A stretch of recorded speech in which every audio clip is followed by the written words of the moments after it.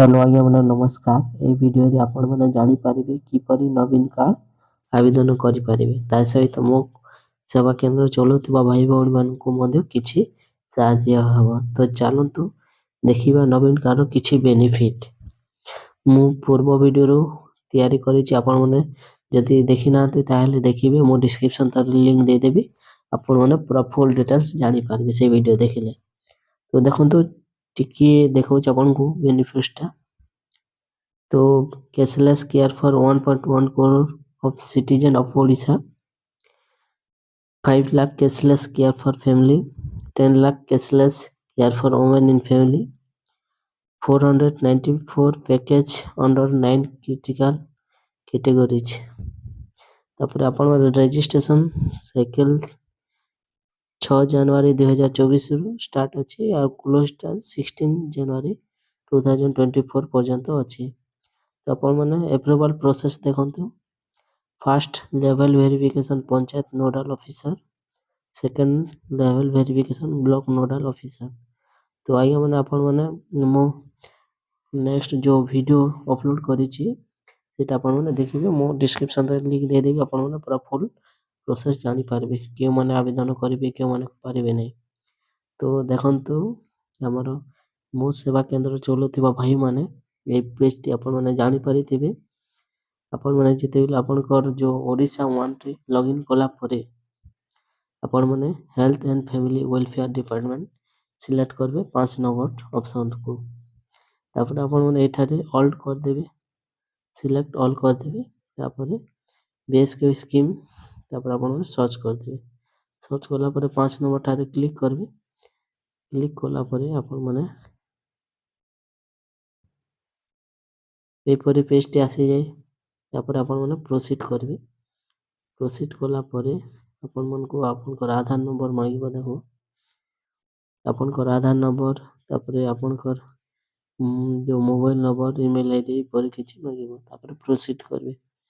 Proceed कला परे आपण माने जो स्टेप बाय स्टेप अछि सेटा हबो। तापर देखो जो नॉर्मल वेबसाइट रे सिटीजन पोर्टल रे आपण माने एई वेबसाइट सर्च करबे। आपनकर गूगल के माध्यम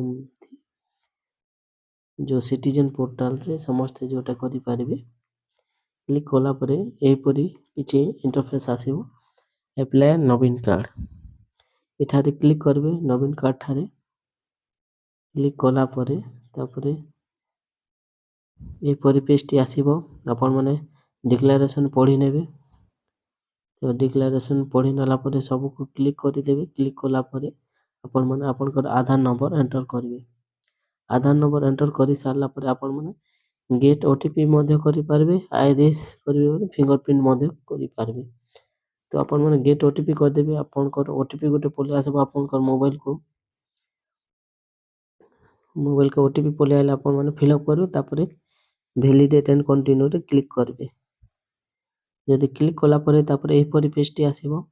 आपनको हेड ऑफ फैमिली, आपण माने हेड ऑफ फैमिली आपनकर घरर जे मुख्य तांकर नाम लिखिबे। तापरे जेंडर फीमेल ना मेल, आपनकर डेट ऑफ बर्थ, तापर तांको फादर नेम, तांको मदर नेम, तापरे नंबर ऑफ फैमिली ये सब फिलअप करबे। तापरे सोशल कैटेगरी ओबीसी ना एससी ना एसटी जनरल, तापरे मैरिटल स्टेटस मैरिड ना अनमैरिड, स्पाउस नेम, तापरे ऑक्यूपेशन को काम करंती, तापरे आपनकर वोटर कार्ड नंबर, तापरे आपनकर वोटर कार्ड को 1 MB जोटा कि आपण माने 5 MB पर्यंत करि पारिबे, अपलोड करि पारिबे।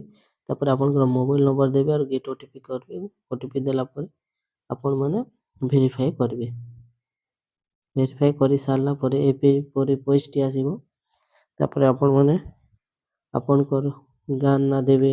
जो फर्स्ट आपनकर डिस्ट्रिक्ट देबे। डिस्ट्रिक्ट देला परे आपण ब्लॉक देबे, जीपी देबे, आपनकर विलेज देबे, पुलिस स्टेशन पिन कोड, तापर आपनकर जदि जानछन हाउस नंबर देबे। नाले सीरियल आपण माने लिखि देबे। एट पोस्ट आपनकर पीएस जीपी परि लिखि देबे। तापर तल के टिके स्क्रॉल करमा देखमा। तापर आपण माने केतोटी जो परिवार सदस्यଙ୍କ नाम ऐड करबा को चाहछन्ती आपण माने एठारे फिलअप करि पारिबे। आपण ପହିଲା ଦେଖନ୍ତୁ ଯାହାଟା ଆପଣମାନେ ଆଡ୍ କରବାକେ ଚାହୁଁଛନ୍ ଆପଣମାନେ ଆଧାର ନମ୍ବର ଦେବେ, ତାପରେ ତାଙ୍କର ମେମ୍ବର ନେମ୍, ତାଙ୍କର ନାଁ କ'ଣ, ତାଙ୍କର ଜେଣ୍ଡର ନା ଫିମେଲ, ତାପରେ ଡେଟ୍ ଅଫ୍ ବାର୍ଥ, ତାପରେ SC ST OBC ଯେଉଁ କ୍ୟାଟେଗୋରୀ, ମ୍ୟାରିଟାଲ ଷ୍ଟାଟସ୍ ଦେବେ, ତାପରେ ସ୍ପୋର୍ଟସ ନେମ୍, ବାହା ହେଇଛନ୍ତି ନା ବାହା ହୋଇନାହାନ୍ତି, ତା ମୋବାଇଲ ନମ୍ବର, ତାଙ୍କ ଫାଦର ନେମ୍, ମଦର ନେମ୍, ତାଙ୍କ କାମ କ'ଣ, ଅକ୍ୟୁପେସନ୍, ତାପରେ ଭୋଟର କାର୍ଡ଼, ତାଙ୍କର ଭୋଟର କାର୍ଡ଼ ଥିବାର ଅଛି। 18 ବର୍ଷରୁ ପ୍ଲସ୍ ଲୋକଙ୍କୁ ଆଡ଼୍ କରିପାରିବେ। ତାପରେ ଆପଣମାନେ ଭୋଟର କାର୍ଡ଼ ଅପଲୋଡ଼ କରିବେ PDF ନା JPG ଫର୍ମାଟ୍ରେ 5 MB ପର୍ଯ୍ୟନ୍ତ। ଆପଣମାନେ ତାପରେ relation with head of family, ତାଙ୍କର ପୁଅ ନା ଝିଅ ଫିଲ୍ଅପ୍ କରିବେ। ଏଠାରେ ଗୋଟେ ଡେମୋଗ୍ରାଫିକ୍ ଅଥେଣ୍ଟିକେସନ୍ ଦେଇଛି, ଆପଣମାନେ ଏଠାରେ କ୍ଲିକ୍ କରିବେ, କ'ଣ ବତୁଛି ଦେଖିବେ। ତାପରେ ଯଦି ଆଉ ଆଡ଼୍ କରବାକେ ଚାହୁଁଥିବେ ବୋଲେ ନେକ୍ସଟ ଆପଣମାନେ ଆଡ୍ ଫ୍ୟାମିଲିରେ କ୍ଲିକ୍ କରିବେ। କ୍ଲିକ୍ କଲା ପରେ ଆଉ ଫିର୍ ସେ ଆପଣମାନେ ଫିଲ୍ଅପ୍ କରିବେ ସେ ସେମ୍ ପ୍ରୋସେସ୍ରେ ଏକା। ତାପରେ ଯଦି ଫିଲ୍ଅପ୍ କରିସାରିଲା ପରେ has all family members added, ୟେସ୍ରେ କ୍ଲିକ୍ କରିବେ। କ୍ଲିକ୍ କଲା ପରେ ଏହିପରି ପେଜ୍ ଆସିଯିବ। ତାପରେ ଆପଣମାନେ ସବମିଟ୍ରେ କ୍ଲିକ୍ କରିବେ। ତ ତାପରେ ଆପଣମାନେ ଟିକେ ଭଲସେ ଟିକେ ଚେକ୍ କରିବେ ଠିକ୍ ଅଛି ନା ଭୁଲ ଅଛି, ଡାଇରେକ୍ଟ ସବମିଟ୍ ନେଇ କରିଦେବେ। ଟିକେ ଚେକ୍ କରିବେ, ଚେକ୍ କରି ସାରିଲା ପରେ ଯଦି ସବୁ କ୍ଲିଅର ଅଛି ତାପରେ ଆପଣମାନେ ସବମିଟ୍ରେ କ୍ଲିକ୍ କରିଦେବେ। ସବମିଟ୍ରେ କ୍ଲିକ୍ କରିଦେଲା ପରେ ତାପରେ ଆପଣଙ୍କର ପ୍ରୋସେସ୍ ସକ୍ସେସ୍ ହେଇଯିବା। ସବମିଟ୍ରେ କ୍ଲିକ୍ କରିଦେବେ, ତାପରେ ଆପଣଙ୍କ ପ୍ରୋସେସ୍ ପୁରା ସକ୍ସେସ୍ ହେଇଯିବା। ଏହିପରି ଆପଣମାନେ କରିପାରିବେ। ଯଦି କିଛି ବି ଡାଉଟ୍ ଥିବ ମେସେଜ୍ କରିବେ, କମେଣ୍ଟ କରିବେ, ମୁଁ ଆପଣମାନଙ୍କୁ ରିପ୍ଲାଏ ଦେବି। ଯେଉଁଟା ବି ଆପଣମାନେ ବୁଝି ନେଇ ପାରିଥିବେ ମୁଁ ନେକ୍ସଟ ଭିଡ଼ିଓରେ ବି ବତେଇ ପାରିବି। ତ ଆପଣମାନଙ୍କୁ ଭିଡ଼ିଓଟି ଭଲ ଲାଗିଥିଲେ ଭିଡ଼ିଓଟିକୁ ଲାଇକ୍ କରିବେ, ଚ୍ୟାନେଲଟିକୁ ନିଶ୍ଚୟ ଭାବେ ସବସ୍କ୍ରାଇବ୍ କରିଦେବେ। ଆଉ ମୋର ଯେନ୍ ପୁରୁଣା ଭିଡ଼ିଓଟି ଆପଣମାନେ ନିଶ୍ଚୟ ଭାବେ ଦେଖନ୍ତୁ, ଯଦ୍ୱାରା ଆପଣମାନେ ଜାଣିପାରିବେ ଭଲ ଭାବରେ।